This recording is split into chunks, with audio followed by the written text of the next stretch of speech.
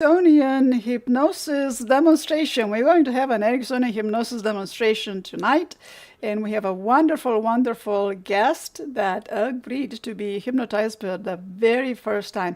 Very courageous individuals to be to be hypnotized on camera and having no clue of what could possibly happen. So, what is hypnosis? What's the definition of hypnosis? Well, hypnosis is a state of awareness characterized by focused attention and a heightened responsiveness to suggestions given by a trained hypnotist or hypnotherapist. You ought to be trained to know how to give proper suggestions. So there are some general steps that that we go through when conducting hypnosis. Pre-talk, induction, deepening, suggestion, post-hypnotic, termination, and debriefing. So just educating my client right now that we're going to go through these several steps because this is very important to my client to go through these several steps. Pre-talk. So what we're going to do in a pre-talk after I present what the definition of hypnosis, what the steps are. In a pre-talk, I'm going to discuss with the client what hypnosis is, what to expect during the session, and what the goals of the client is or the desired outcome. And we pretty much discussed before this live what the goals and desired outcome are. Then we're going to have the induction. In the induction, I'm going to guide the client into a state of relaxation and suggestibility. Relaxation and suggestibility through techniques such as progressive relaxation this time. In a deepening part, when the client is in a relaxed state, I will use additional techniques to deepen the level of trance. Something maybe counting from 10 to 1 or using hypnotic suggestion and specific language. Because it is Ericksonian type of a hypnotic demonstration, my techniques are going to be heavily based on language. And then I will make some very permissive suggestions. Once the client is relaxed, I'm going to make some permissive suggestions and provide positive suggestions and positive affirmation that the client needs to achieve his desired outcome, which is greater degree of comfort. Tonight we're going for comfort and improved focus and attention because he has a lot of work to do once we are done with this. All right, and then after that, we're going to go into the post-hypnotic suggestion, and I'm going to provide post-hypnotic suggestions, which are suggestions that are intended to continue to influence the client behavior after the session has ended. Yeah, and then we're going to have the termination, and we're going to bring the client back out of the hypnotic state in either through a countdown or to different modalities, depending how we're going to go today. And then we're going to have a little bit of debriefing. So I'm going to discuss with the client. We're going to talk about, the client is going to talk a little bit about his experience, and we're also going to have Randy over here supervising the hypnotic session, and he's going to give his input as to how well the session went and what went well, not what didn't go well. Right, because so many things can go unwell with all of this technology. So what's very important to mention is that when it comes to Ericksonian hypnotherapy, Ericksonian hypnotherapy different than the regular and traditional hypnosis. And there are 6 components, and I'm going to be very short because I've talked about Ericksonian hypnotherapy before, but the core competency of Ericksonian therapy entails 6 defining principles that encompassed most of the technique and clinical strategies that are unique to the practice of Ericksonian hypnotherapy, right? So Ericksonian hypnotherapy and Ericksonian approach is pretty much the same thing. Number one, it's tailoring. Tailoring means we are individualizing treatment for the particular client. It's not a one size fits all. We have a script and we just use the script and bada bing, bada boom. No, with Ericksonian, we are tailoring to the individual. Number two, it's utilization. So we are using intrapersonal and interpersonal dynamics as well as situational factors. And this is going to happen through my language, right? Number three is strategic. And strategic means creating a self-organized problem-solving context. So today we're going to be very general because this is going live and we're not going to go into any, and not intimate. I don't think intimacy is the right word because it can be used in different contexts, but we're not going to go into anything that's very private to the client because we're going live and we also want to enjoy all of this experience. And since this is Ilya's first time, I want him to be relaxed, all right? And then I'm going to do some destabilization, which means disrupting rigid psychological patterns to encourage flexibility and learning. This is very, very important in Ericksonian Ericksonian approach. This destabilization to disrupt, to bypass that critical mind barrier, especially that my client is a highly intellectual. He's overeducated, if you ask me. One too many PhDs, right? And then we're going to, then the fifth element is being experiential, which means prioritizing open-ended experiential learning, right? And of course, naturalistic, which means creating an expectation that change will occur naturally and automatically. All right. So since this is my client's first time, we can see that hypnosis is solution oriented and it's not diagnostic oriented. Yeah, especially Ericksonian hypnotherapy is solution oriented, problem solving, solution oriented. And some of the benefits of hypnosis, there's so many different benefits of hypnosis. Hypnosis can be used for clinical purposes and can be used for personal growth purposes, can be used for just deep relaxation.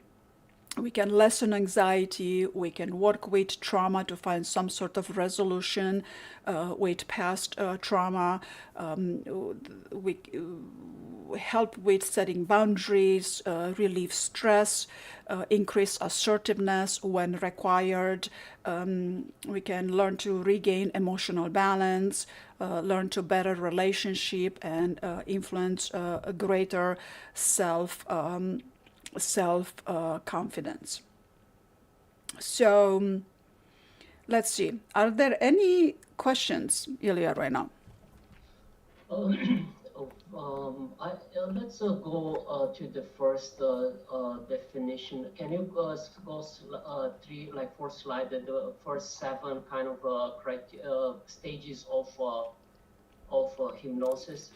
So I like how you structure it. Actually, that's very important because then you have a map. So just go to next one. So we have the pre-talk, induction, deepening. Okay, so let's review that for a second, if it's okay for you. I think it's so important. So you have a pre-talk. Obviously, you want to make the client understand where are you going, what they are going to experience, and what's the purpose. That's very cool. And then second, you are going to start the induction.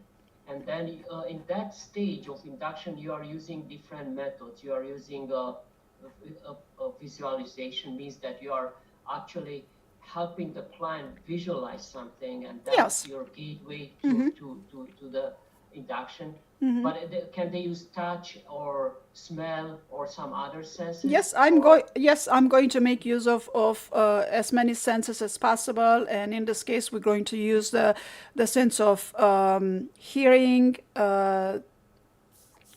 touch, Okay. which is the air, and the sense of smell. Yes, we can engage as many. We're going to we're going to reduce the stimuli input through seeing through the eyelids after a while, but not right away. Yeah. I guess I got it. So usually you kind of customize it. You need to assess where is the best propensity, or where are the best kind of like what your client would have best um, as the Yes. induction. Like for example, some people have better touch sense, or some people have better imagination, and so you kind of exploit that and you Yes. customize it. Yes, So you definitely. can Yeah. use multiple methods for a single induction. You don't need to use one, or do you use one? No, it's tailored. It's multiple. It's So you can use multiple. yes. Cool.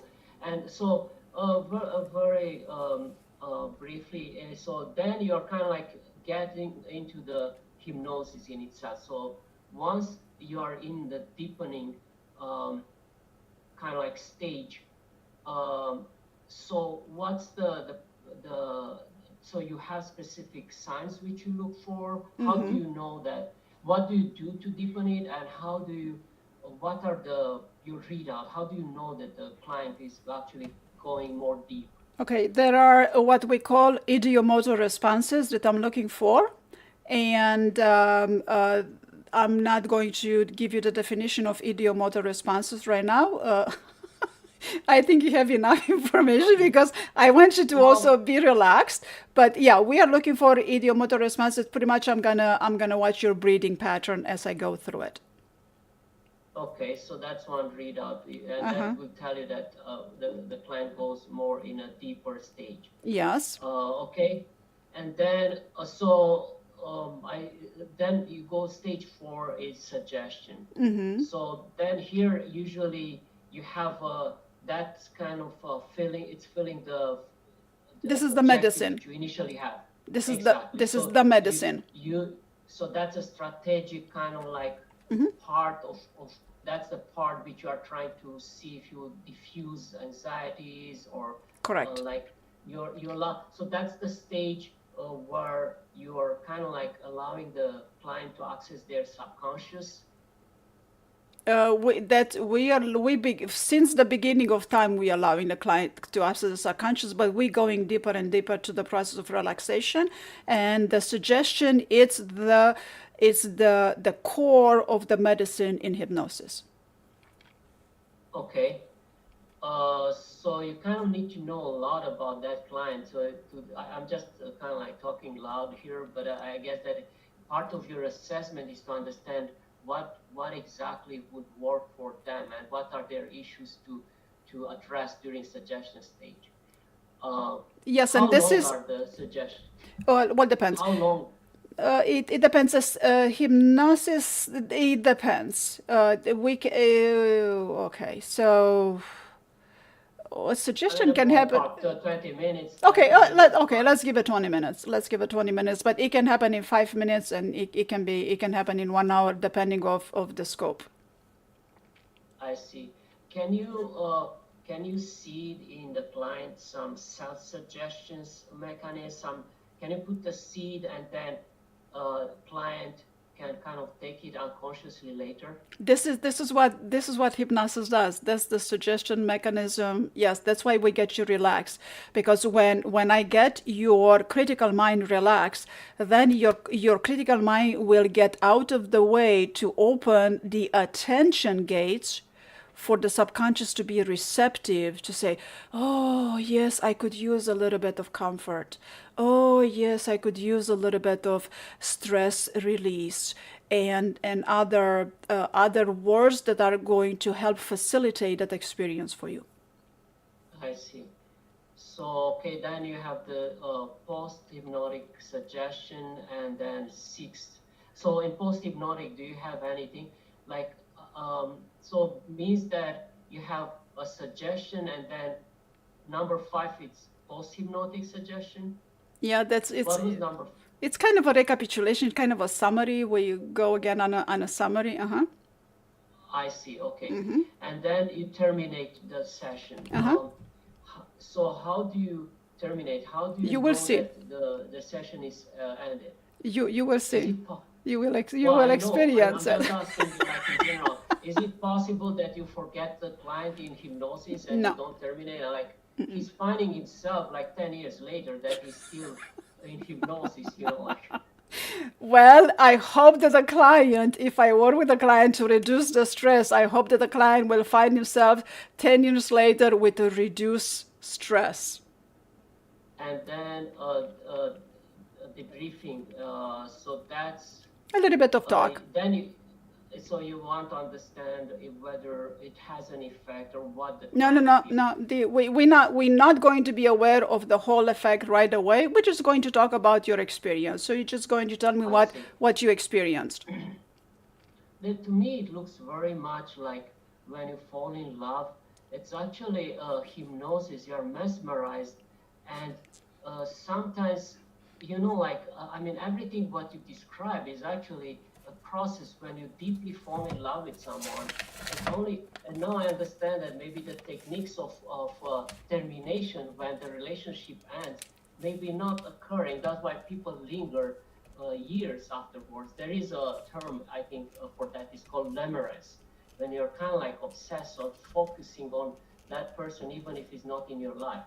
So it's very interesting. I'm just kind of like transferring some of the information which you just could hear in real life, actually. And sometimes I realize that maybe even we don't, normal people might induce in others hypnosis, but they even don't know. I Correct. mean, it's Yes. No, we do that. That's how we hurt people. Yes. so it's kind of interesting. Okay, so all these 7 stages, are they specific? I mean, are they common to any type of hypnosis, or Pretty much so. they Yeah. have? This is a general. This is a general. Yeah. Yeah. Okay, that's wonderful. I think it's very clear. Thank you for kind of like clear cut delineating a bit the steps, because then it takes a bit out of, like people. I'm more comfortable understanding what is the processing.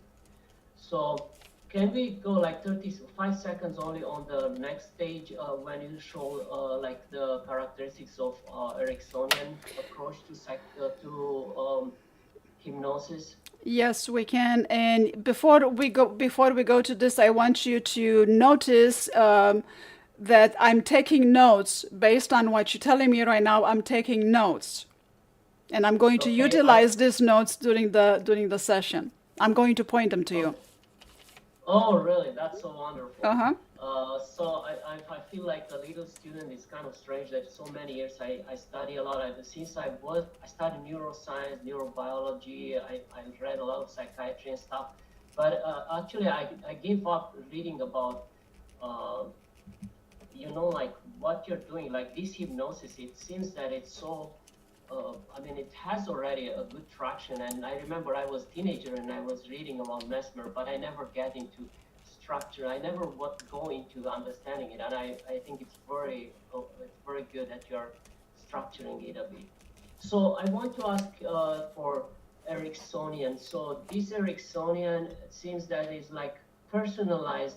It's the bottom line is like it helps you to kind of like more clear cut know what you want from that session, what you want with that client. Am I understanding it right? No, And when also, okay, let me address this. Ericksonian approach and Ericksonian hypnotherapy it's different from the other type of hypnosis, and there are 6 very important components to it. The number one component is tailoring.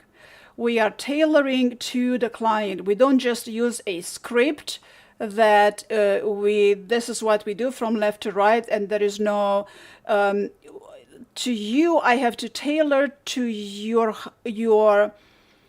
to you being a okay. I'm gonna stop right there. Yes, I have to tailor to the client. Yes, and then I have to okay, and utilize your interpersonal, intrapersonal characteristics and situational factors.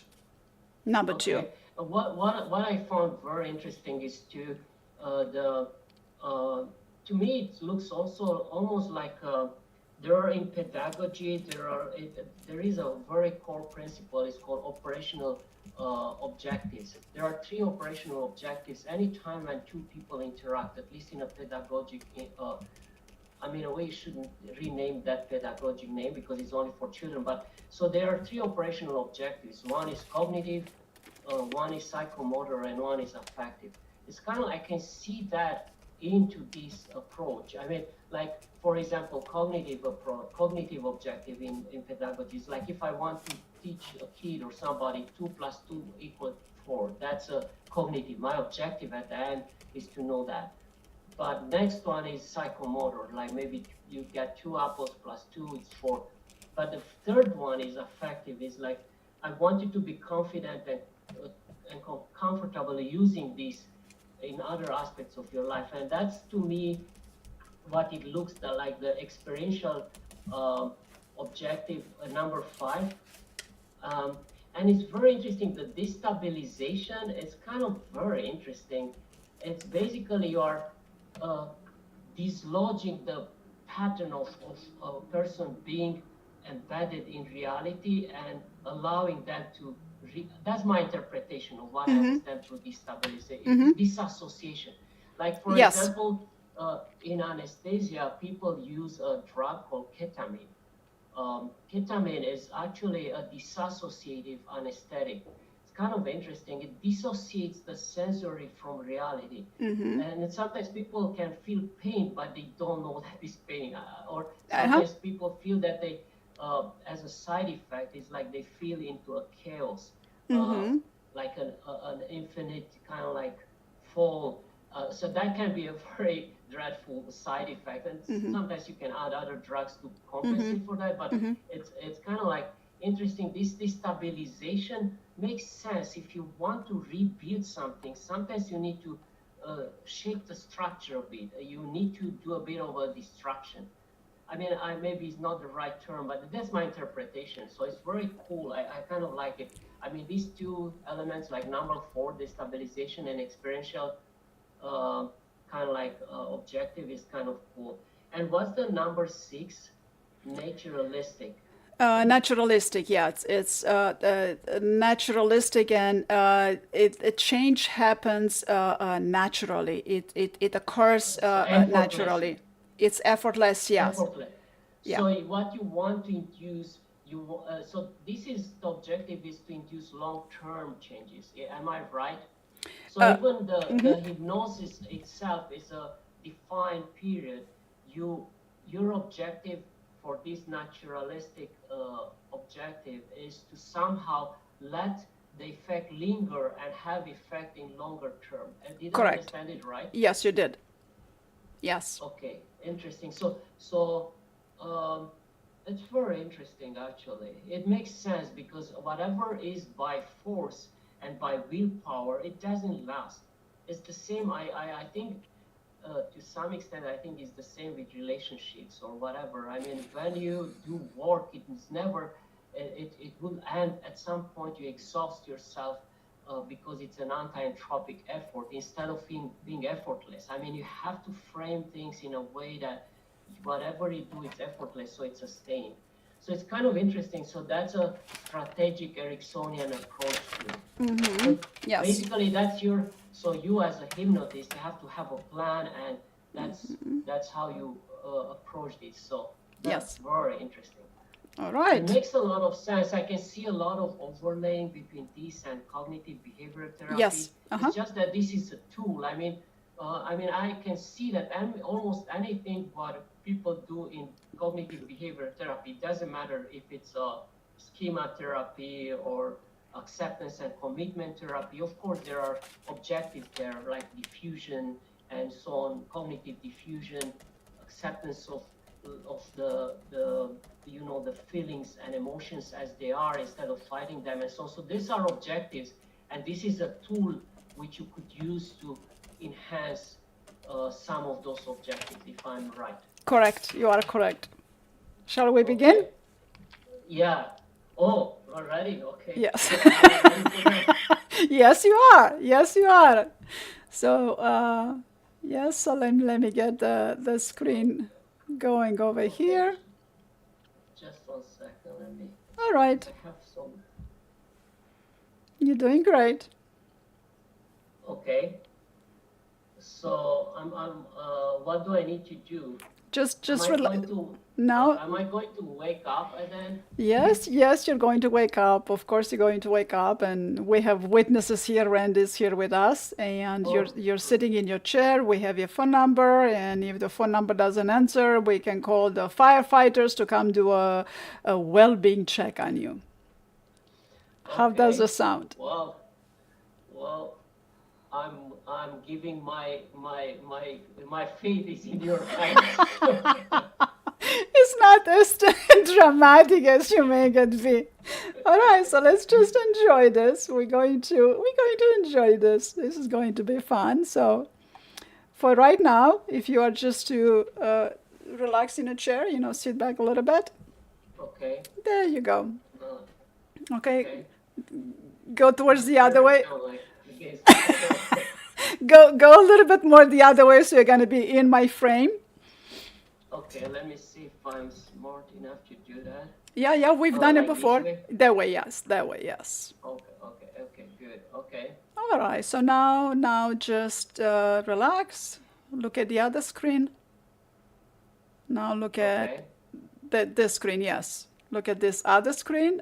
At the desktop, not at the laptop. Look at the desktop. okay, All right. Good. Right there. okay. Go back to the desktop. Uh-huh. I'm looking at the desktop Okay. now. It's a bit delayed. Okay, it's a little bit delayed. Okay, good. So now just relax in the chair.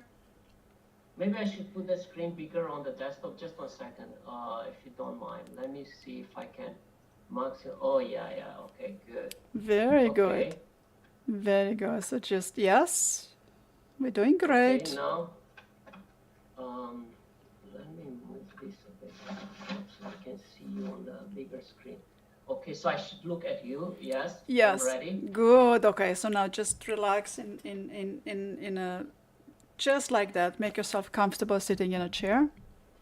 Okay, Just like that. And if you are to take a nice one cleansing breath, an inhale and an exhale. Just breathing in and breathing out. And what's going to happen is I'm going to verbalize a bunch of words, and you're going to listen, and you're going to let these words shower you as if just taking a shower. Instead of water, there's going to be just words that are going to wash over you, and you're not going to talk this time. And then we will have a debriefing at the end. But for right now, if you are to just relax the back in a chair, make yourself more comfortable. That's right. Just take another breath, breathing in and breathing out. And the most interesting thing that's going to occur in a very structural way is that there is nothing for you to do. Isn't it interesting? At the end of the day, it's finally there is nothing for you to do. Absolutely nothing. Just words. And you're there in your room at your desk. You have a shirt with stripes on. You're breathing in. You have your headphones on. You're listening to my voice. There are sounds in a room. There might be sounds of life. Your feet are on the floor. Your thighs are in a chair. A chair is supporting you. Your hands are on your lap, as I can see. And as you continue to listen to me, you can wonder when you will relax more. And the more you relax, it makes you realize that you can have different types of support available to you. which almost compels you to want to let go more and more right now, that makes you feel even more relaxed. Drop your weight in a chair.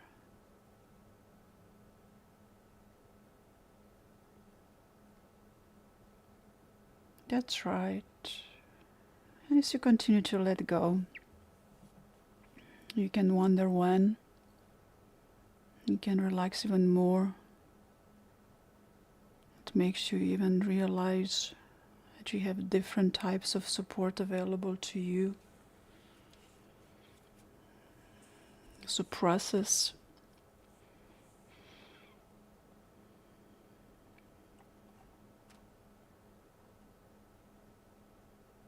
You can right now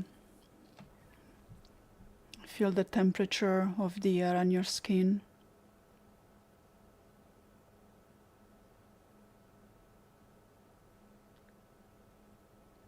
And you can look at the back of your eyelids and you see colors and shapes. And isn't it nice, how wonderful to know that you could maybe break down your defenses right now, like a bodiless mind, as if floating on a cloud or daydreaming, transferring on a cloud as information transfers from process to process, step to step, a step going a deeper step. Because what you do in your imagination, you can do in real life. You can give life or a new vigor, bringing something back to life. And in trance, everything is very easy because it fires more quickly. What fires together wires together. And there have been times when we have been comfortable. Maybe isn't it nice to be able to feel this comfort and allow yourself to deepen this comfort?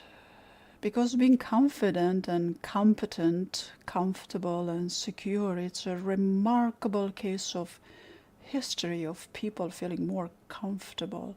It's mesmerizing, and isn't it nice that being confident and competent, it's so mesmerizing, allowing your eyelids to stay closed and enjoy the experience, being mesmerized by it all. Just curious, like a teenager. I remember the times when we were a teenager and were curious of all of those knowledge and information, transferring all of that information, trying to understand the processes in school. And even at an early age, remembering how to ride a bike, going in a straight line, only the line wouldn't be straight. You learn to ride a bike and you tip a little bit on the left and a little bit on the right. And then you fall a little and then you get back up. And what a joy to ride this bicycle. It's quite fascinating. A remarkable case of history of people feeling more comfortable and secure. And it is so nice to know that anyone with your intelligence can easily learn how to let themselves drift. Drift. Drift. Drift. So you can sit there. You can sit there in the chair and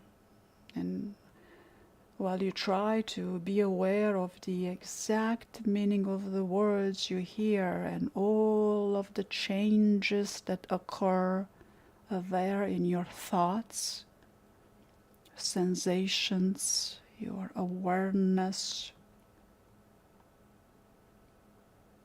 because you're here and you don't even realize that you can be yourself effortlessly absorbed in the experience, just like floating on a cloud, comfortable and secured.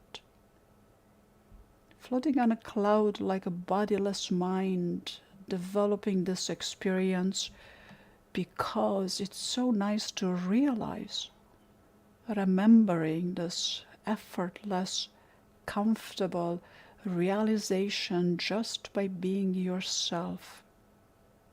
That's right. And you can delightfully realize an increasing comfort. And you can realize a delightful increase in comfort. That's right. That's right.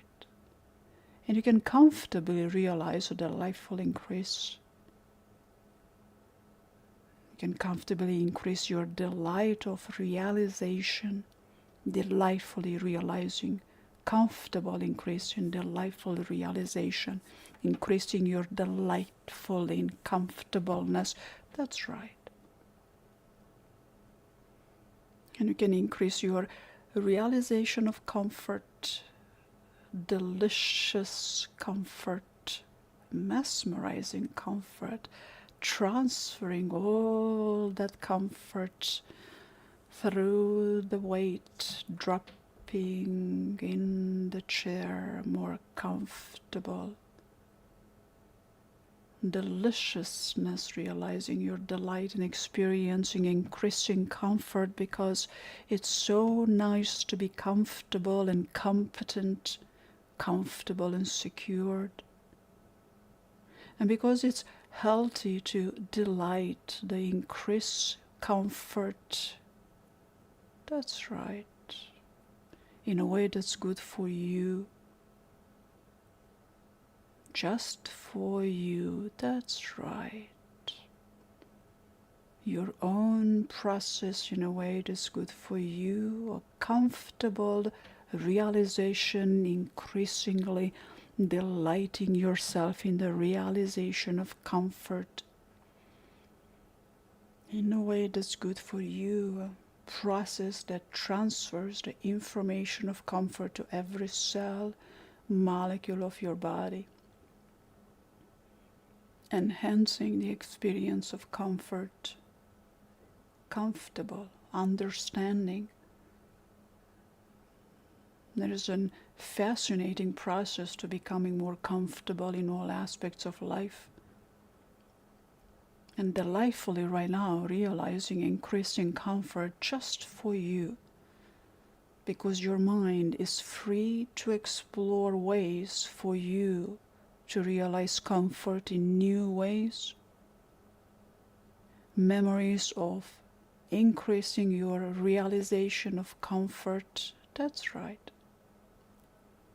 Because it's nice to take this time to explore, the time to enjoy the comfort that delights the universe of your comfortable realization. That's right. And as it happens, you can focus inside and allow yourself to enjoy realizing the comfort of trance. Realizing it's time to get busy, to go in a trance even deeper, delightfully increasing your realization of comfort, entering with delight, gaining wisdom.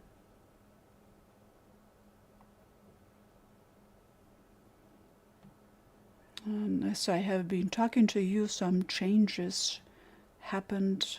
Your breathing has slowed down. Your pulse rate has changed. Your body's not moving as much. And you might be feeling very heavy or maybe very light, like a bodiless mind.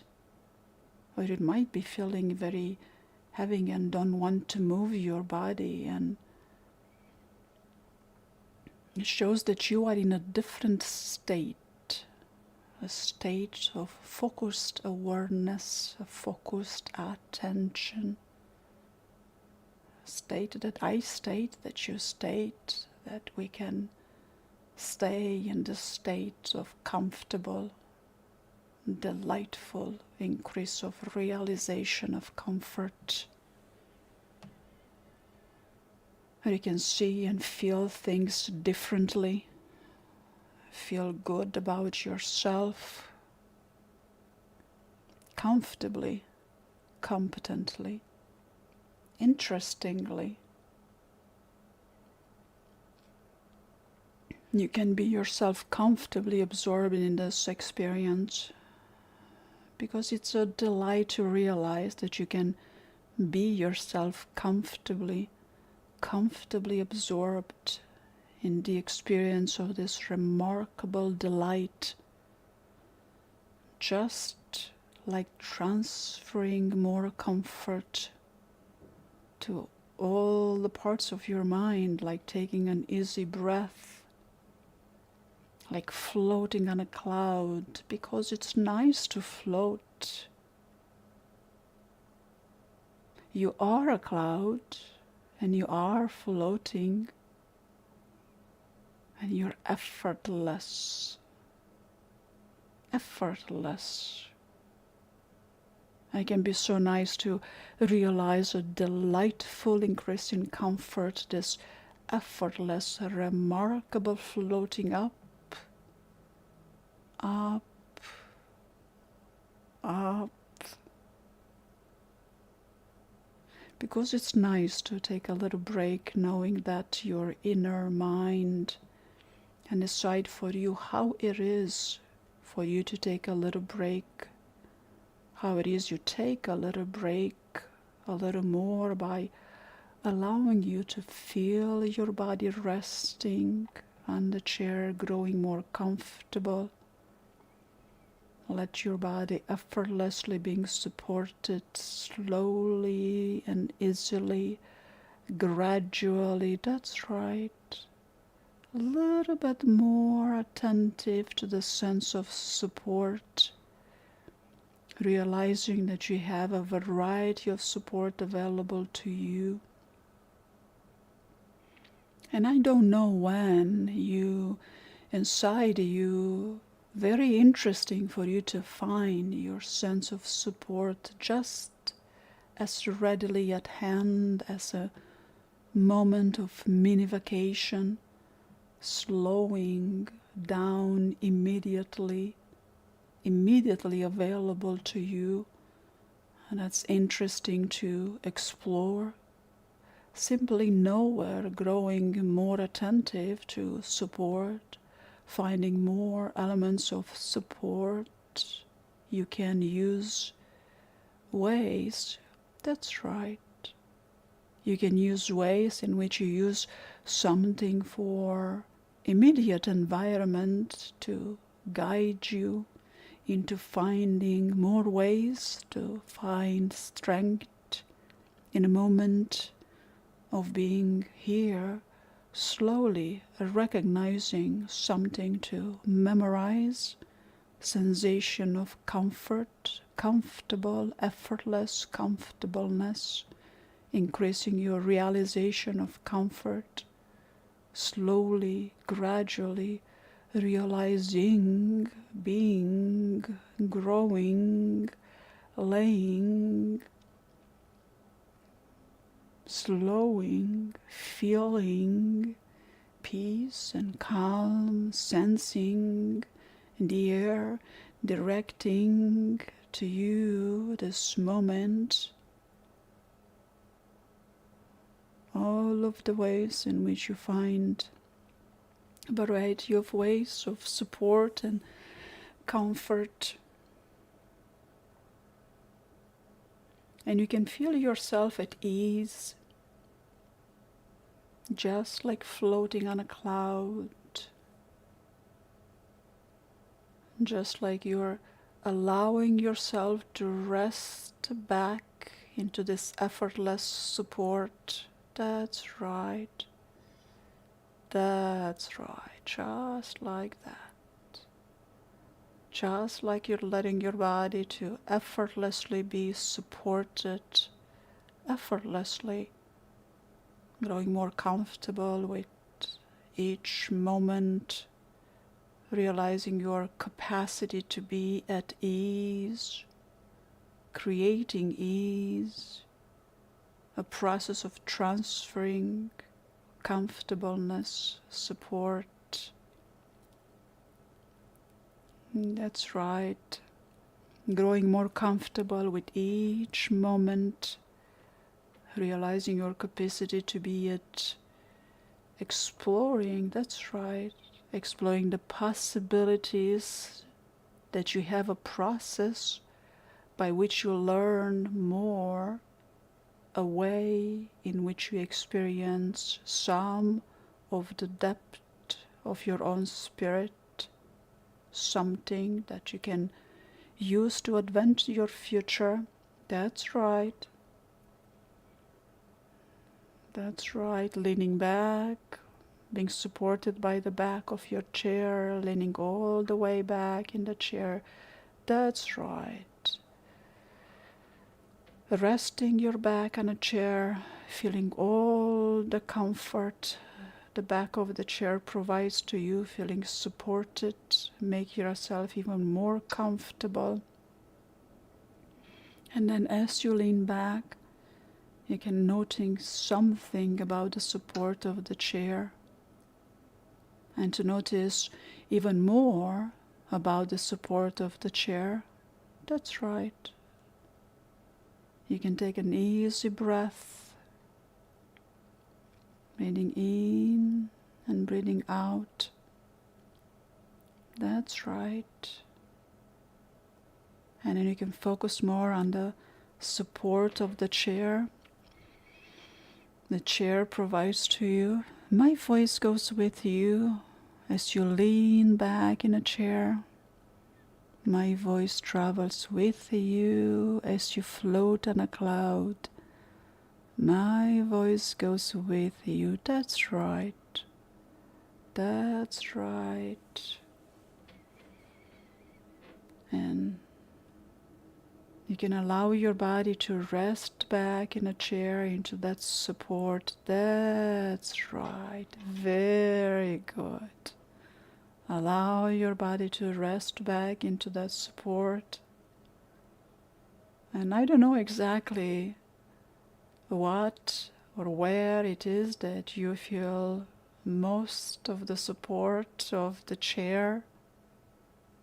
You could sense and feel the way in which the small of your back is supported, the way your neck is comfortable as you leaning back on the chair. That's right. It may be interesting to you to notice how your shoulders lean back, how the muscles relieve all the tension. And you could attend to the way in which your head is positioned in a way that's also resting without the necessity of an actual support, but feeling supported. And as you can focus on a support that you feel in a chair, you can rest assured that the support is here and there and always there. And as you can focus on a support that you feel in that chair, you can rest assured that support is there and the support is here, and that by nothing else other than the power of your mind and your imagination, it can feel as if to you as though there is an extensive support. It can feel as if you're resting back into an extensive support behind you, comfortable, competent, attentive. effortless, feeling the ease, the space, floating, feeling, easing, comforting, floating, sensing, imagining, knowing that the extensive support extends way, way back. And as you can feel this extensive support, you don't have to pay attention to the realization that your feet are on the floor. You don't have to pay attention to the fact that your hands rest on your lap. You don't have to notice the changes that start to happen as you accommodate to the resting state. Small movements that happen that help you adjust your posture to be even more effortless. And then suddenly, in a very interesting process, a quite mesmerizing process that transfers information like a little student ready for his dissertation, studying for neuroscience and neurobiology and even psychiatry. What are they thinking of? What a great title of a new paper. Psychiatry of a neuroscience and neurobiology of the biology within the science of the psychiatry of the psyche of the comfort and competent that transfers information to accommodate the resting state for you to find ways, useful ways that are good for you in a way that's good for you. To be confident, competent, comfortable, at ease, attentive, at all the various ways that you can access support, a variety of support throughout your days, in a way that's good for you, in a way that advances your future, in a way that... And I don't know what kinds of memories of support can be most intriguing to you, but you can discover and find in the archive of your mind memories of support. And isn't that fascinating that you can access the archive of your mind to find memories of support? Memories of perhaps being a boy and walking, someone holding your hand and supporting you as you could have balance yourself as you walk, and maybe someone holding the bike as you try to balance yourself, learning how to ride the bike.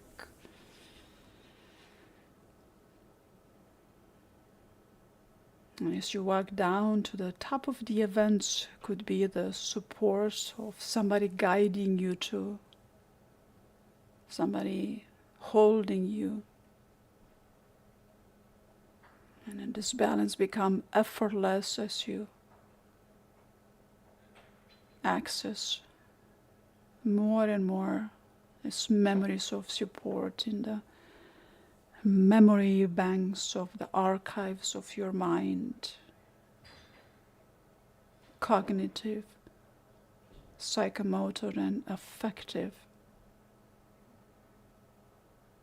It's fascinating being a teenager and a student, being so comfortable and so structured and so disciplined in the structure, discipline, studying all of the ways to become more comfortable in acquiring all the knowledge, to write his dissertation,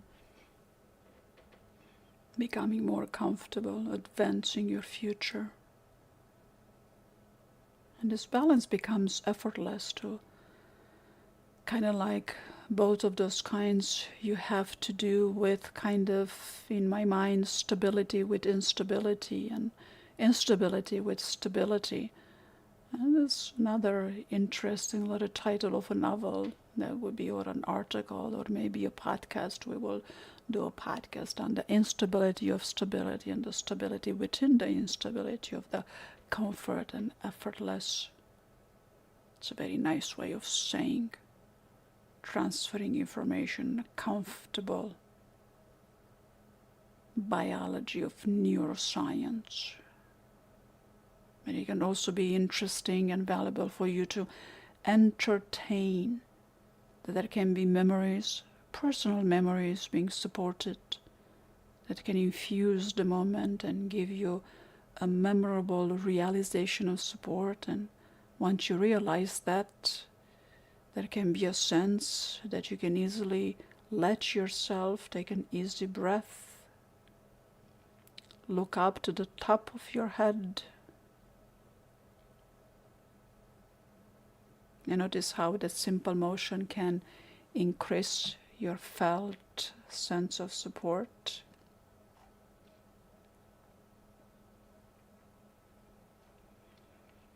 But for our purposes here, I like to begin to bring yourself back. Is that all right? Coming back into a fuller conscious awareness, effortless, comfortably coming back. That's right. Slowly, slowly, that's right. Gradually, bringing yourself back where you can bring yourself fully and easily, and bring back any and all those good feelings of comfort and support, attentive, transferring the information, accessing the ease or finding comfort in various a variety of ways in which you can access comfort throughout the days. And you can take 1, 2, or 3 easy breaths and then bring yourself back fully and open your eyes and come back fully rested, refreshed, energetic, right here, right now. Wiggle your toes, stretch your hands, squeeze your cheeks. Right now, clap your hands, fully aware, awake. What's today's date? 27. All right, very good, very good. What day of the week is today? Thursday. Very good, fully aware. Excellent. That was amazing. That was surprisingly deep and amazing. It was like a continuous prayer. It's kind of interesting. If I consciously think about it, I would say parts of it. I mean, I like how just through words and cadence, you kind of like induce me to imagine and to detach. That was absolutely amazing. To some extent, I remember like Buddhists have a prayer. There are many prayers. In one of them, they start like this, saying that breathe in through your nose without judgment, without evaluating, without assessing anything. And then slowly, almost, I could see that pattern. And I'm amazed how actually I think I went pretty deep. I feel very well. You did very good job. I'm impressed actually, to be honest. I'm usually very, I mean, I came very positive and very, how do you call it? I came very open-hearted and genuine and like non-judgmental, but I have a strike on me that usually I'm kind of like I'm yet to I'm not easy to be impressed, and I'm not easy to be wowed. You know, I have this sometimes this arrogance that I have seen almost everything on this earth, and this was a very pleasant experience. Very not only pleasant like entertaining, but you just uh, kind of like directed me to go back to find my deeper self of mine. Mm-hmm. And I like how you um, brought back memories of support, and um, somehow you actually this like one of the now I realize that one of the Ericksonian number 5 or 6 was disassociation. Um, it's actually I felt that like all the trembling of this world and things I need to deal with, somehow they were disassociated from my present, at least temporary, which is beneficial at times because that allows that allows uh, reframing. It allows to zoom out a bit more easy, and in this way, you so it allows easy zoom out and reframing of everything and reassessing the values of little things which somehow gain too much importance. So this disassociation worked for me. I'm pretty sure that it's like it's kind of strange. I gave a lot of ketamine to people. Like I had different my life. I have like 4 different like um, professions or to. I mean, I went in pretty deep um, knowledge into each of them, but I gave a lot of ketamine to hundreds of people, and but I never took ketamine. It's kind of interesting. I could see, I asked them what they experienced, but anyhow, to come back, I like this association concept. It really worked, and um, I can see that even I see that you actually wrote some notes and came back to few of things which I said, and you build on that, which is wonderful because and what I think it's wonderful is because it came um, everything you see is a non-threatening, non like ultimative. You see them as a you you see them from a resourceful vantage. You know, I mean that's I'm telling you what I experienced. Like so. I think um, that's kind of like um, overall what I can say. I'm surprised. I went deep and disconnected a bit through this world. Um, it's very interesting. I have to admit you did pretty good job, and I'm impressed actually, to be honest. You're impressed. I am actually. Um, Uh-huh. Uh-huh. so um, I think that was like a masterpiece. Thank you. And I know that it takes a lot of experience to navigate and to get into. I could see, like, for example, how you went from a somatic awareness, like you started getting me into the present, being aware about few things, directing my attention to where my feet are, my hands, and so on, to my breath. And I could see even when you were saying that my breath changed, and I realized that that was it. But like it's kind of strange. I didn't wake up to like be careful about it. I just acknowledged that occurred, and I think that was very powerful how you navigate, and I can see that you took me from like somatic, kind of like it's almost the same what I told you about like operational objectives. Basically, you are a teacher in some way because then you went through my mind. You took me to clouds, to non-judgments, to of course, you use some generic ideas that we all need support in our approach in life, and um, at times we feel that we need that. And I like how you kind of like built on that.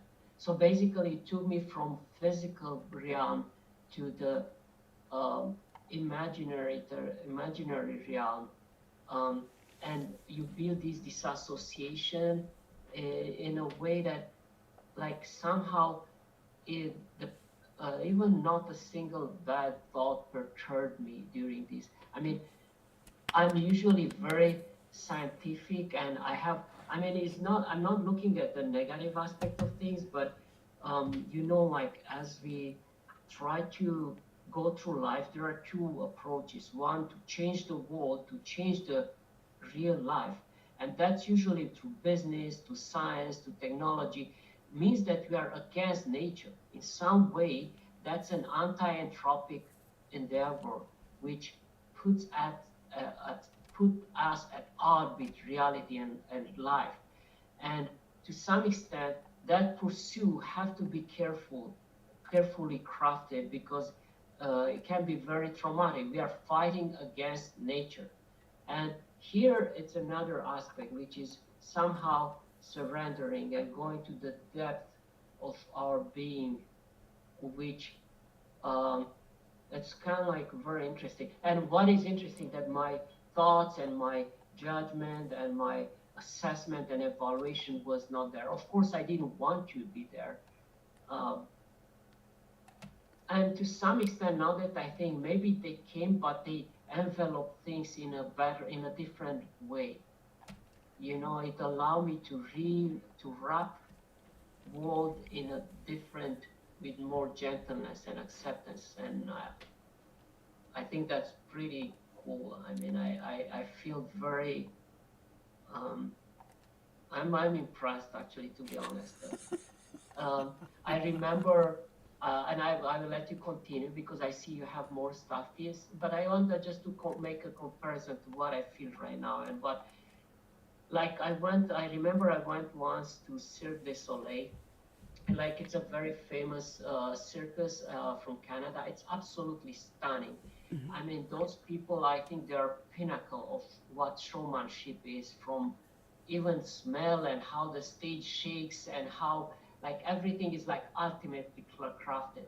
And I remember when I went there, and I was somebody sitting beside me, and I was telling that person, like, I have seen everything. I'm not going to be impressed. I mean, like what can be some people jumping up and down, some music. I mean, that's, come on. I have seen this stuff. But like in 20 minutes from the start of the show, I was saying, wow, wow, every like 5 minutes. So to some extent, I'm just coming back. You did the same, but in more, my wow is interior. Yes. It's very good job.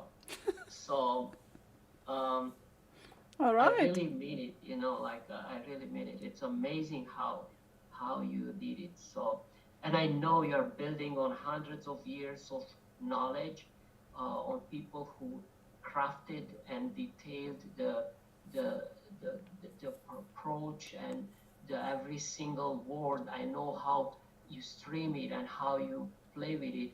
It's not only hundreds years of experience, but your experience and your thoughts and your intelligence and your feeling and your emotional disposition. They are all come in place. I know this is not something that you can just read and do it, maybe, but it takes, I mean, this level of um,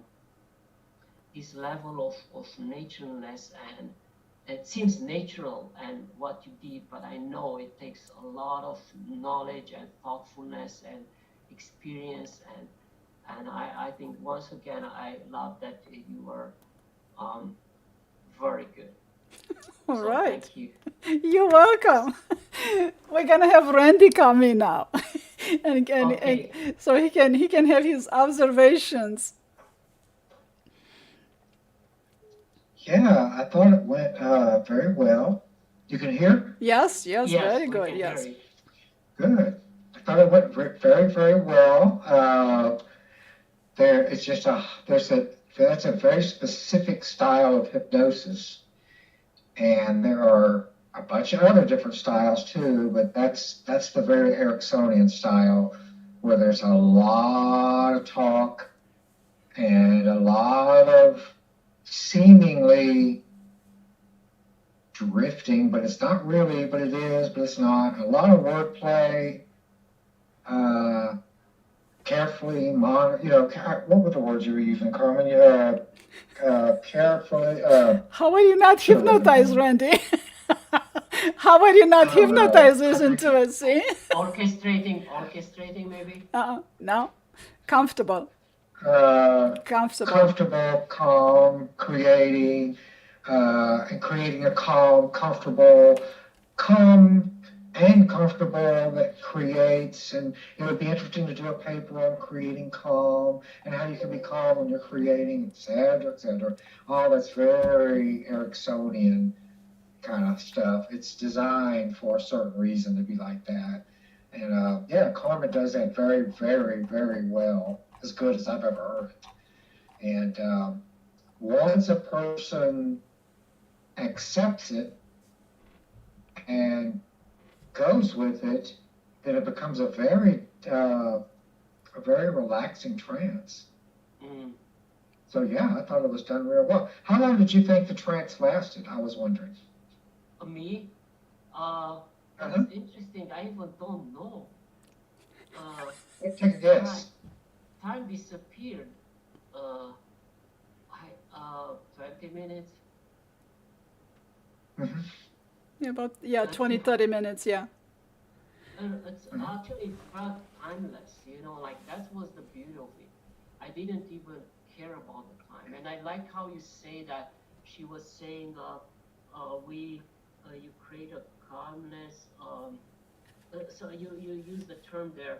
So it's kind of interesting. She seeded a subconscious intention, but not with a mind, not with like the scientific, like again in a natural way. Like Yes. there are things to tackle things in life, which is like, uh, like through brute force, and there are ways to tackle them by somehow accepting how they are, and that's what I think. Like that calm, um, whatever that the paper she suggested, it was very interesting. Actually, I like it. So, Randy, what other approaches are there? So, I see this Ericksonian style fits me very well. I can tell you that I'm really impressed. How many other No, types? we're gonna stay at Ericksonian. To this podcast is about Ericksonian. We're gonna do the other style. We're gonna do a different podcast. But what I want to point out to Randy is that as he was in a trance, he he was still conscious of the steps of the hypnosis, and he was able to assess whether it was the deepening, whether it was the disassociation. He was conscious of him being disassociated. It's like, holy moly, most people are not. It was a bit more even a post fact, but yeah, I realized that, like because that it is. I mean, the fact that you are detaching somehow from the world, and from the world, like actually it's very, uh, it's not from the world, it's from your mind, because your mind sees the world. I mean, we see detail. It's a filter. There was a gentle filter. Again, it's really. I feel that this is similar to when you're deeply in love with someone. Yeah, Not I was just necessarily. gonna say that, yes. Because it's effortless, it's smooth, it's comfortable, there is no worry in the world. And you were talking about the you were talking about the feeling of being in love with someone at the beginning of the session. Yeah, uh-huh. So I think this is so interesting if you really think of, um, can somebody live all their life in this kind of trance? I Yeah, think people can. yes, you can reprogram. You can reprogram. You can develop new habits by the power of neuroplasticity to retrain your amygdala to be less reactive and more responsive. And it takes time and it takes repetition, but it's doable. And you can learn to um, allocate attention resources to which matter in a moment right now, and ignore stimuli input that are not relevant to your experience right now. Very interesting. I think that's one of the characteristics of the saints and people who have achieved extraordinary things without self-destroying themselves. So there are different type of achievements. Some people achieve great things, but at their cost of their, health, about their relationships. I mean, everything else burns around that. And there are some people who achieve things by empowering and so to some extent, what you are saying is what saints, I think, do. They are not perturbed by trivialities and like petty things which are actually have no significance in the long term. Correct. I mean, to me, this is kind of like one of the advantage of what I feel right now. It allows you to, and again, I mean, I think everybody feels different and experience love different, but to me, this is why I know why love is very powerful. I mean, beyond the side effect, which is reproduction, which is very important, but in long term, I think it can be a sustainable way of hypnosis. So it may be Ericksonian. Like, actually love help you disassociate. To some extent, you're not bothered too much by other things. You know, when you know you're loved and really love somebody, and actually, I would extend that even to closer family or people who you love, not beyond the how do you call it, romantic love. But I think it's in some way we almost need to disassociate at some point, especially these days when we are overwhelmed with a lot of things Correct. which bombard us like with a rate which is unparalleled in our Yes. human history. Yes, we are overwhelmed. Yeah. So allocating attentional resources to that which matter in a moment, and sometimes you need to tell your thoughts, I'll be with you in a second. All of these petty thoughts. It's like you're important as a thought, I'll be with you in a second. And then the thought is not going to be upset. Yes, yeah, that's very interesting. I think that one of uh, the natural challenge we having is that we are built to deal with these things in a very short term and not on a permanent, like this avalanche of information and interactions and hierarchies are so relentless and day in, day out, which are unprecedented. Like we are built evolutionary to deal with 20 to 100, 200 people groups. I mean, we lived anthropologically in a very small group, 50 to 200 people like tribes. We never went more than 17 kilometers from our homestead. And that's how we are built. And if you are challenged by different, like circumstances and hierarchies, are temporary. They were temporary. Right now, it's 365 days we are bombarded, and how we have no mechanism to defend, no mechanism, no nature of the mechanism, because you can take drugs, but that's not natural. It perturbs deeply your physiology, and it's not sustainable. There is a way which make the life will and physiology would balance it, and the results are not pretty. And so I'm just thinking that this is a very natural way of a possible mechanism of resetting it and allowing you to see what's important. Very interesting. Okay, maybe I shouldn't talk that much, but I felt that it's somehow it's very strange that this is neglected a bit. I think it's to some extent is also uh, neglected by scientific community. I think this should be more carefully validated. There is, I mean, with real, I think you can have readouts. Even myself, I feel I'm not joking. I'm very objective. I mean, I like to think that I'm very objective, and I'm not like wowed by nothingness. So, and I'm not saying it because you invited me to your podcast, and I really appreciate. But I'm saying because I feel that there is intrinsic value, which somehow, if we understand, and um, Yes.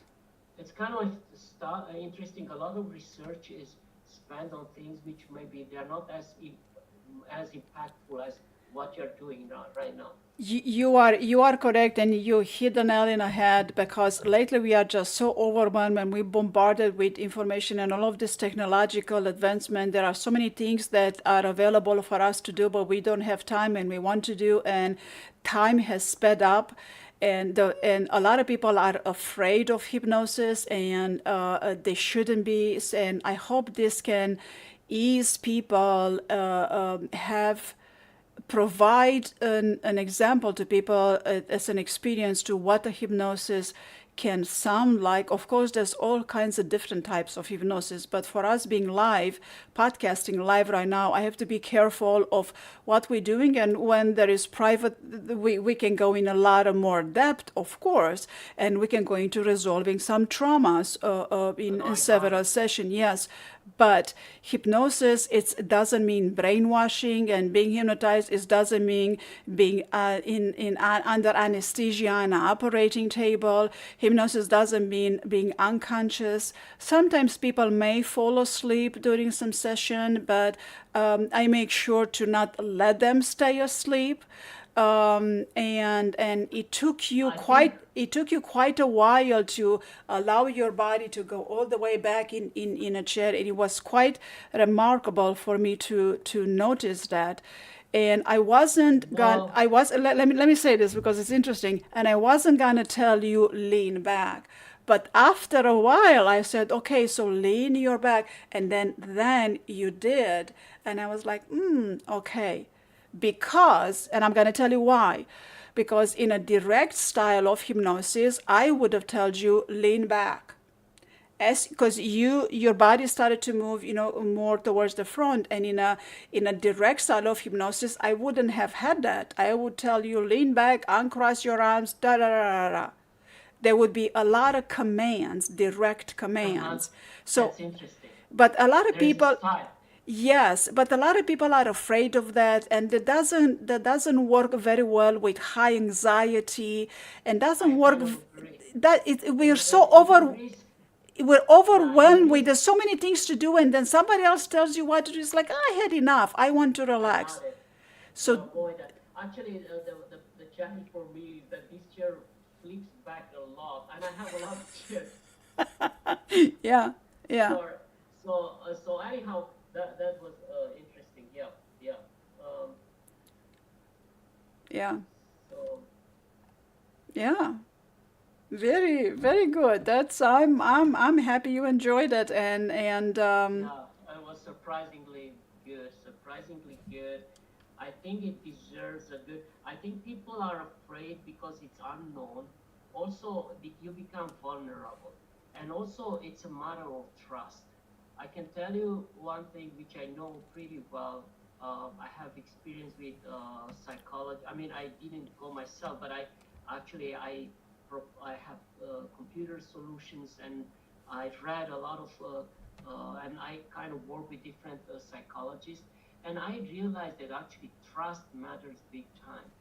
To some extent, people think that if they go in hypnosis, they are completely vulnerable, that you are going to see something, that you're going to, people somehow, though they want to be changed, they resist to be changed. And so, so yes. first of all, ignorance and arrogance is there, and fear. So, because you need to experience it, like what we did now, I was just thinking, why did I wait so many years for this? Well, I can tell you, You uh, haven't met me like, yet. well, I know, but it shouldn't be. What I'm trying to say is like at a bigger societal level. Uh, um, and again, I'm just kind of like coming back. I think it doesn't, it might enhance actually if you do cognitive behavior therapy. I will give you an example. One of the biggest challenge in psychology, I will not challenge you right now. I usually ask people, what do you think their biggest challenges? But I will say it. So one of the biggest challenge is not like, especially in cognitive behavioral therapy, you can teach people how to respond emotionally. You can teach them how to diffuse, how to come in the present. But and they can become masters. You can do life matrix if you do ACT and some other things. So you can structure, and people can become very good. A client can be very good. They're intelligent people who want to make a change. However, the biggest challenge is that in the most critical moments when they need those skills, they cannot be brought to usefulness. Correct. So I can be very knowledgeable, but at the critical time when I really need that for which I'm training, it does not work. And I'm going to tell you I'm why. angry. Yes, I'm going to tell you why, because because teaching having a cognitive experience, it doesn't register, it doesn't retrain your amygdala. In order for your amygdala to be retrained, you have to have an experience. So if you've had 2,200 experiences of increased tension and fear, your amygdala has registered that. And if you have 20 experiences of being relaxed, your amygdala doesn't quite know how, it's not as simple, yeah, doesn't quite know how to shift into it quickly. So you need to have a lot of this experience, depending on the rate of excitability and quick arousal.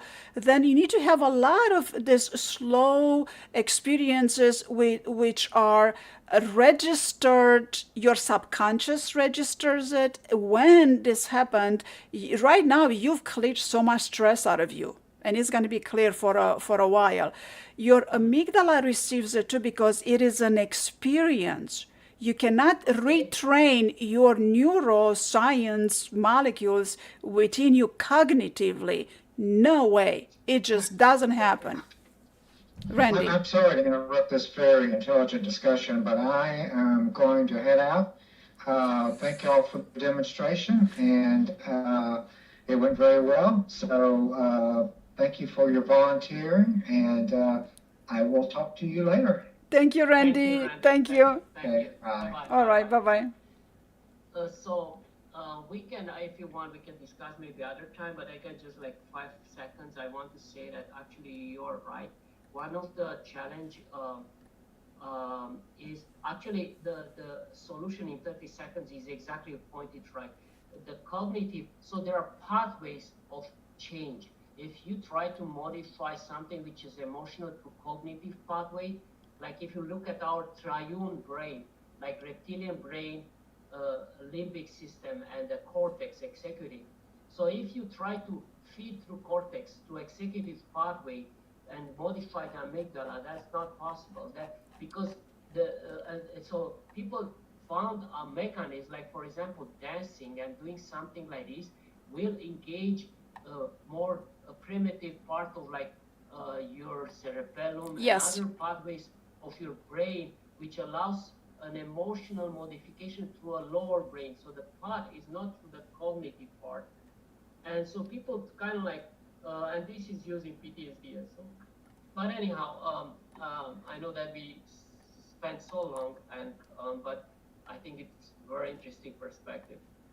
Yes. Very good. I like that you structure it. I really appreciate that you put at the beginning the stages of hypnosis, and I love that you kind of like describe a bit the Ericksonian approach to it, and maybe other time we can maybe contrast it with some other methods, and maybe we can look at some scientific literature if